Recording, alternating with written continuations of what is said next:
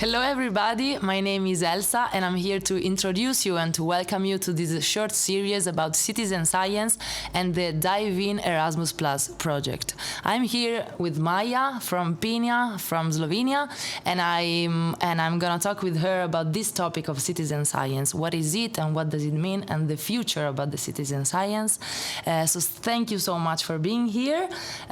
So please, can you just introduce us to this topic? What is citizen science, and what is this project for you? So citizen science concept has arrived from the United States. It started with bird watching. So they have invited people to really shoot the different types of birds that they are seeing on their walks. And this is how they have made the collection of the whole variety of different birds which were in the same area. And this is how they came to the idea that it would be good to develop it as an approach where on different societal challenges that we have around, that we would invite people to really monitor the data, to contribute with their data, and really make a research together, basically. And that's why it's called participatory or citizen science, because every citizen is welcome to contribute to the citizen science. Perfect. Basically. And what about the Dive In Erasmus Plus project? Yes, the Dive In Erasmus Plus project has started from the idea that we want to build trust again into the science approach. And because we are doing everything that we do in Pina in a participatory way, this was as well for us one step where we could get closer to this, that we build the trust again, that we really invite people over to work with us, to provide us the data. We are all the time closely cooperating as well with different researchers. And we found that this would be a good way to explore with different organizations as well. This is how we invited then Punto Zero from Italy, because we are cooperating with them for quite a long time. Then Gluon from Belgium, who also has quite a lot of experiences in citizen science. And then Ur Institute, because they are working with young people for a long time and also implementing the citizen science approach in their youth center. And because this is still a project which is in the field of youth, we wanted to bring this idea closer to youth organizations, because we see that they have a huge role into this, how they are actually bringing the science closer to young people, how they can bring the enthusiasm back into their lives and really build this interest in science, to make it fun, to make it gamified, to really show them how they can themselves contribute to this field of science.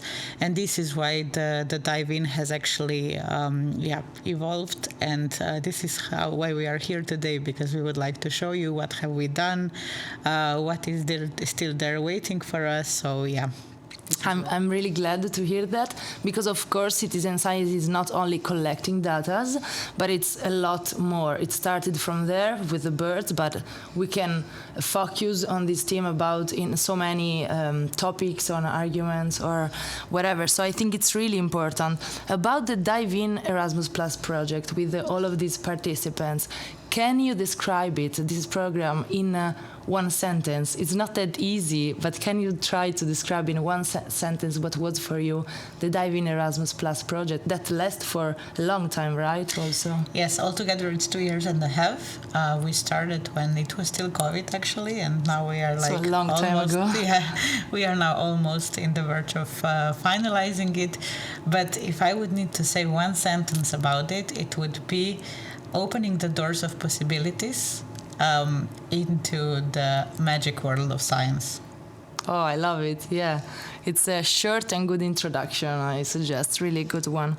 Can you also tell me, for example, what did this project actually bring to your organization, for example? Yeah, for Pina, we have opened this digital laboratory that we have. It's called HECA. We have opened it in 2021, and for us it was pretty much blank space of what we will in the future do. We knew that this will be a digital lab where we will have quite a lot of equipment, and it has really developed into the biological lab. We have the sound lab. We have a workshop space where most of the time there is also a technical school of Cooper doing the mechatronics sessions, which is as well really interesting. But we wanted to really bring something, some new workshops there. We wanted to bring some new people.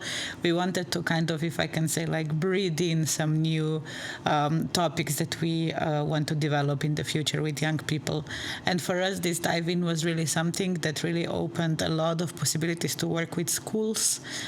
We have really done like variety of different workshops. We did a lot of things with, for example, hydroponics as well, listening to the sounds of the sea and talk about this and like the sound pollution in the sea. And more important, it has as well opened the doors for quite a lot of new projects as well, which are really on this like crossroads of like citizens, technology, science, and arts all together. So for us it was actually a very nice intro into the exploration of the citizen science topic as such, and we will for sure develop it in the future as well. It's really interesting, and that's you said something really important. It's not all about science, right? We can.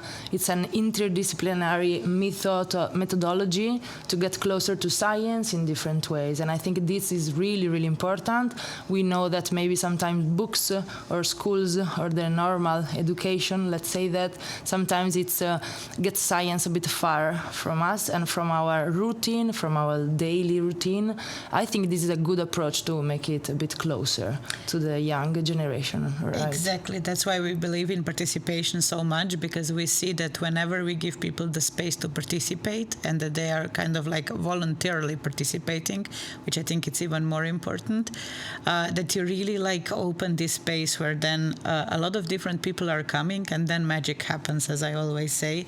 Because like, for example, I'm a humanist myself and like always coming from the social science field, but I see so much potential into working with like artists, with researchers, because everybody is bringing this like piece to the puzzle that we are creating together, and it's called world, and we have only one, and we really need to take care of it. And this is, I think, what is really important, that like each of us can contribute in their own way into these processes, and this is how we can really like, we can raise awareness, we can like build the bridges, we can actually create all of these crossroads where we are meeting each other and like discussing how we can address all of these challenges that are everywhere around us, basically.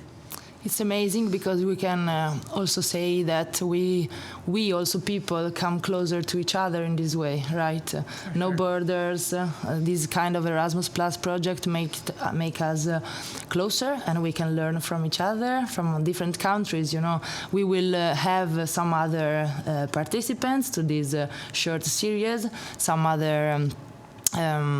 People who will come here to explain the projects, what they do with their organizations in different countries. So it's going to be really interesting to focus on this topic. So thank you so much. But I have one last question. What do you think is going to be the future for and with the citizen science? I think it will become more and more important. For me, it was as well really nice to see, because the current rector of University of Ljubljana, one of his first messages was actually, we need to do more citizen science. We need to start opening the doors to people actually from all the faculties, because I think like if I look at the higher education nowadays, it's very much closed bubbles where people are, you know, like usually reading books, creating new researches, and like exploring the materials, but they don't know how to bring all of this data that they have collected, all of the interesting findings to people, because it's too complicated for a normal person who has not studied, I don't know, like ecological science, for example, it's very hard to understand what does it mean to fly with a flight to Asia or somewhere else. But if we bring this kind of data into a bit like more nicer, even visual appearance, it's then much easier to understand what we are actually causing with some like sometimes very daily things, like still like not dividing the trash or something like that. So I think it's really important to, with these like small steps, to introduce to people how important it actually is that we are aware as well of our responsibilities, which it's very easily slipping down. And I think this is actually the future, that with this, that we actually make people part of it. They will also be aware how it's affecting the world around us, how we can contribute to our local communities, how we can also contribute then to national or even like international communities. And I think this is the crucial point where when we are opening the doors for others, when we are showing them that we can do it differently and we can do it together, then I still have the hope that it's going to get better. It's a win-win situation. Let's hope it's going to be in this way more and more. And I know also that you are creating a book or tools, I think full of tools for the trainers, for educators, for people who want to actually get closer to this topic. It's a new thing, it's a new approach, but you are already writing a book about it, right? Yes, we tried at least, and I think it's going to be a very good result. We are just now in the process of editing the last things, and I'm so glad to hear. Yeah, it was really important for us to also showcase what we have done in the framework of the project, because we have learned a lot from each other.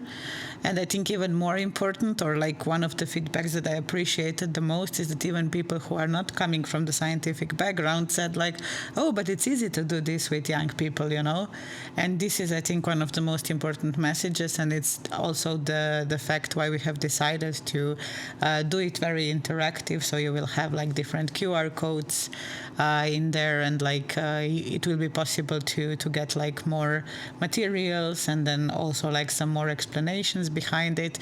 And I think it's really crucial that the awareness that like everybody can do some small steps into the citizen science. Even we really started from these premises that like every kitchen can be a laboratory, and this is how we want to kind of bring closer to young people, and then also to adults and to the educators, that it's possible to do. Sometimes extracting DNA from a banana, something that none of us didn't know before, but yeah, this is something that everybody can do at home, and you have all the ingredients at home already. It's just like a process behind that you need to know. And I think these are the crucial things that with this toolkit we try to really like show to people that it's easy and everybody can be a scientist, at least like trying and, you know, experimenting and building the curiosity, which I think is one of the most important thing nowadays, to do something with hands, to then like start to think about what have we actually done, why is this important, how is this connected to our bodies, how is this connected to nature,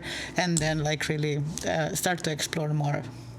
You're doing a great job, an amazing job, and I'm already curious, so I think that your work is really working. I'm so happy that you are here with us. We're going to talk about more these aspects, but thank you so much for this moment and for all this information. Thank you, Maya, and we will talk about citizen science more and more in the next episode, so thank you so much for being with us. I'm here with Gaspar from Brussels. He works for Gluon, and I would like to ask you some questions about the Dive-In project. Can you describe to me in one sentence what was this project for you? So the Dive-In project for me was definitely a super learnful experience that had a ton of good practices, and of course, not to forget the friendly community that promoted all of this work. Really beautiful and good one sentence. Great job. But can I also ask you maybe in a practical way then what did this project bring to your organization though? Yeah, so the Dive-In project, it came with some tools and some content. So first off, some good practices that we as an organization were able to use and to give to other organizations and schools in order to give workshops with it. So definitely a lot of learnful content. And secondly, also more accessibility or more accessible tools. Some that I didn't know, very scientific tools that are actually way more accessible than initially thought. And lastly, of course, it's a wonderful network of super cool organizations, European organizations that work together.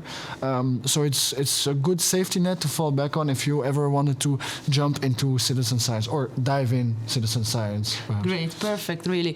But the last question is not because it's less important, but I would like to ask you how you see the dive-in project or this kind of project evolving in the future. Good question. I would definitely love it if it would come with a lot of new good practices and a lot of content from the participants, because we are delivering all these tools and everything.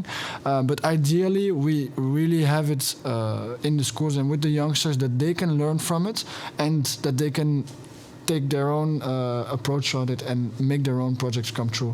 Ideally, they really learn the science behind it a little bit so that they can, on their own, do their own cool stuff. And we as organizations can help them in this journey to make more cool projects and discover new stuff and become really the scientists of tomorrow. That would be super cool. I'm really, really happy to hear that. Thank you so much, Gaspar, for everything and for your time. And let's hope to see each other really soon. Yes, thank you so much for having me. Thank you. It was Thank wonderful. you. I'm here with Gino and we're going to talk about the dive-in project. So I'm going to ask you if you are able to describe in one sentence or even a bit more the dive-in project. What was that for you? It's not easy to sum up in one sentence, but I would say Dive-In Project is all about popularization of citizen science, bringing citizen science skills to youth worker and bringing value of citizen science to citizens, especially youth. Great. And what did bring this project to your organization? A lot of things. The project was and is an amazing experience for our organization. It was the first Erasmus actually that we are doing. The biggest value from my perspective is meeting amazing people, amazing organizations that we share ideologies with, and also some of the activities, ideologies and activities inside of the scope of Dive-In project and beyond. So the project opened doors to a lot of discussions and lots of spin-off ideas which are really amazing, and we hope to develop them in future. Yeah. Let's hope so. So what do you think is going to be the future for this project, but also for citizen science? Regarding Dive-In, the project itself is built as being sustainable. So through the project scope, we have developed several intellectual outputs, specifically a toolkit as one of the practically useful one for youth workers that is going to be used for a long period of time by organizations involved in the project and beyond. So directly it's going to live on beyond the scope of the time frame that we had to produce the project. But also, hopefully, as I mentioned, we had like billion discussions and ideas for spin-off project. So I hope they will become alive through more collaborative framework that we can all co-produce together. Great, I'm really glad, and I wish you good luck for all the previous things and next things. Thank you. Thank you, Gino. So Leon, let me ask you something about the Dive-In Erasmus Plus project. Can you describe it to me in one sentence? Dive-In project. Educators educating educators to be better educators. Yeah. Make off. Perfect. No. Yeah, no. Can you also explain to me at this point this phrase? I think that in general, the better educators should be educated themselves, right? You cannot call yourself a good educator if you don't replenish your knowledge like you would replenish anything else. If you're thirsty, you drink, but you also need to drink if you're not thirsty because you can get dehydrated. And the same can happen, especially with educators. Being stuck in a loop every year, you are teaching different children. For them, you're a once-in-a-lifetime experience. You're their teacher, and once they're away, they go into life. But you stay there, and you have to be a new guy for every generation that comes in.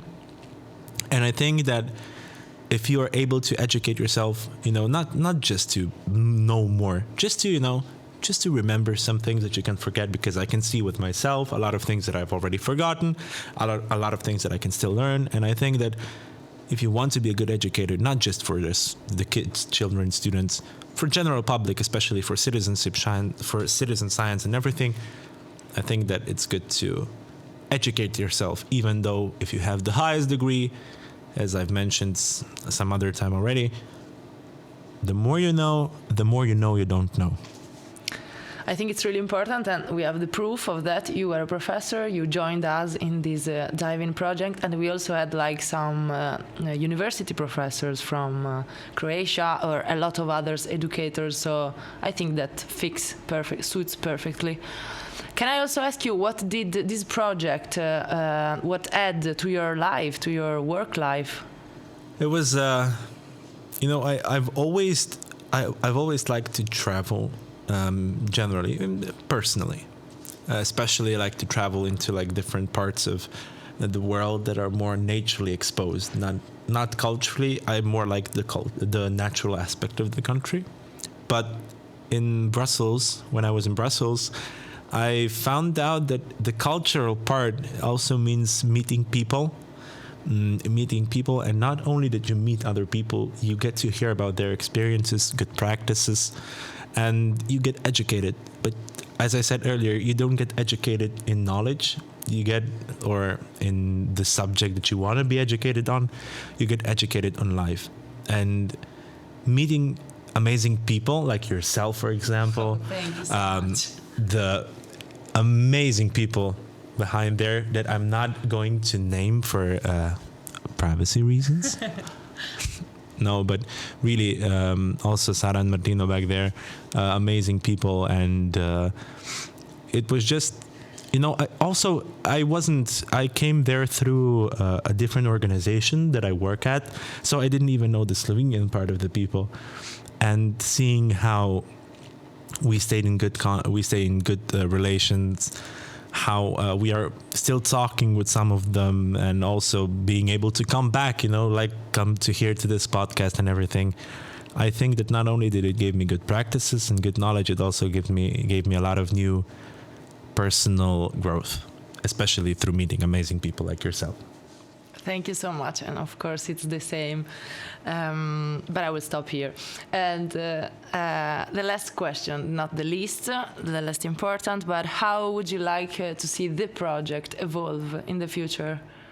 I think it needs to have more mentors for it to be able to be reached out to more people, and I do believe that the project is heading in that direction.